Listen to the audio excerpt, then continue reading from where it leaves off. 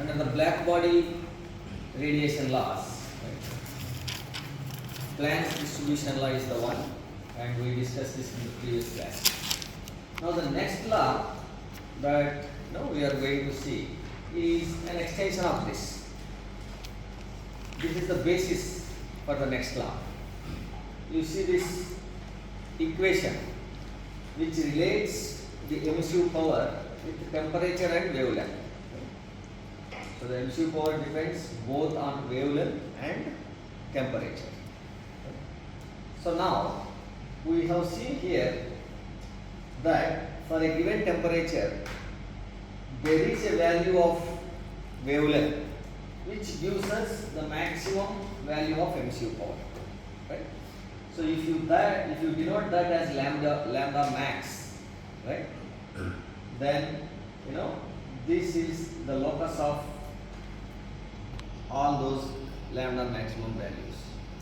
Now the Wein's displacement law mathematically finds, right, that value of lambda which gives the maximum emissive power. No, Wein's displacement law. It gives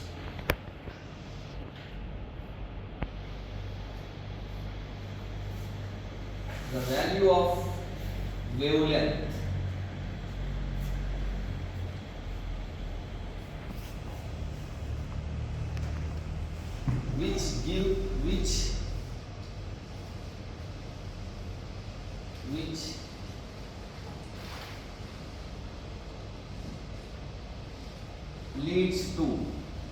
which leads to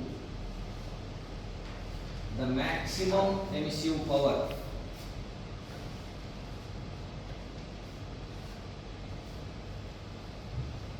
at a given temperature.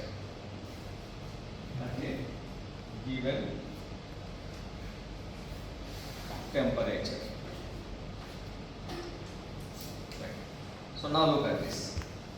How do we get it? Now the emissive power, the total emissive power of the black body as given by the Planck's distribution law, EB lambda, right, is given as C1 divided by lambda to the power of 5 into e to the power of C2 by lambda t minus 1. This is the relationship between wavelength, temperature and emissive power. Now, at a given temperature,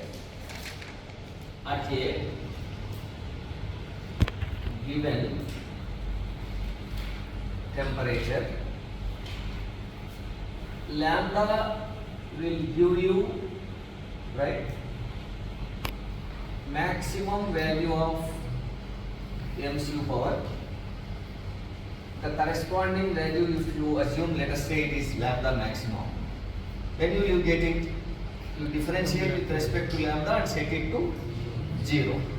So d by d lambda of EB lambda is equal to 0.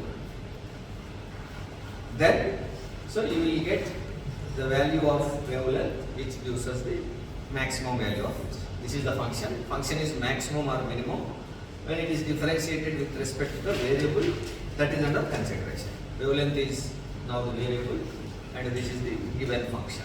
Right? So now, simple differentiation of this equation, right, as given by EB lambda, as given by Planck's distribution, lambda power 5 e power C2 by lambda t minus 1 is equal to 0. C1 is constant, right? Let us take it out of differentiation. And now, just for the sake of our convenience, we are writing this as lambda power minus 5 on the numerator divided by e power C2 by lambda t minus 1 is equal to 0. Now, This is in the form of u by d. What is d by dx of u by d? D by dx of u by d is v du minus u dv divided by v square, right? So apply the same thing now. So C1, keep it as it is, v e power C2 by lambda t minus 1 into d of u, right?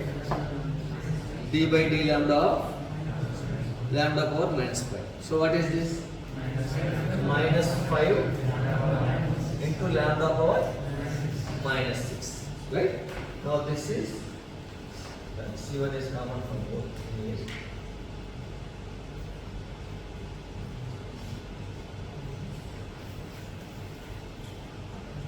Minus u lambda power minus 5 d of t, right? D by d lambda of this. So this is e power x is e power x, e power c2 by lambda t minus 0. Since power is there, again you have to differentiate this, right? Into d by d lambda of c2 by lambda t. So then c2 is constant, t is constant, into this is minus 1 by lambda square, minus 1 by lambda square. So this is second term divided by e power c2 by lambda t minus 1 whole square is equal to 0, right? So now if you take this denominator to the right hand side, that will be 0, and c1 also you can take to the right hand side, it will become 0. So totally this term you can take it to the other side and make it 0, right? So now the remaining term e power c2 by lambda t minus 1 into minus 5 into lambda power minus 6 is equal to lambda power, see, minus is equal to 0. Okay. This first term minus the second term will be 0 when you took this and this to the right side. So lambda power minus 5 into e power c2 by lambda t into c2 by t into, so this minus will become that will remain the same, right? Anyhow, 1 minus is already there. Minus 1 by lambda. So here the negative sign here and here gets cancelled out. So now what do we have? What else? See here, lambda power minus 6. Here it is lambda power minus 5 and minus 2. Lambda power minus. So 1 lambda will remain on the denominator of the right side term. So now e power c2 by lambda t minus 1 into 5 is equal to e power c2 by lambda t into c2 by t into 1 by lambda, right? Now if you bring this term to the left hand side and take this to the right hand side, right? So e power c2 by lambda t minus 1 divided by e power c2 by lambda t is equal to c2 by 5 into 1 by lambda t.